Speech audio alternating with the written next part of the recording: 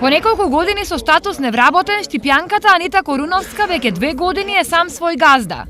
Со пари од државата таа отвори фирма за изведба на електрична инсталација и освен себе вработи уште 4. Бев невработена, дознав за таа мерка, отидов во Заводот за вработување, ме известија и искористив мерката за само вработување, си ја отвори фирмата. Имам вработено лице до 29 години.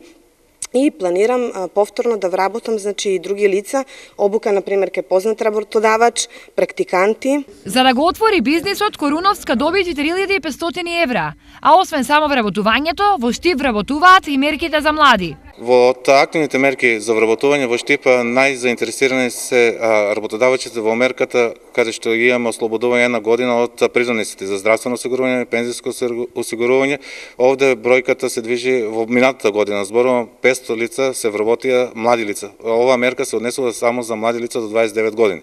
Освен државата за вработување на младите, сметка води и општината. Според нашите истражувања, 51% од анкетираните работодавачи планираат да го зголемат бројот на вработени во следните 3 години.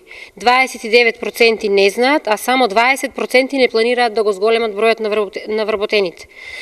Општина Штип и понатаму им стои на располагање и активно ќе се залага за да помогне во зголемувањето на бројот на вработени. Сепак, само во Штип на работа чекаат 2800 лица, од кои околу 700 се млади до 25 години.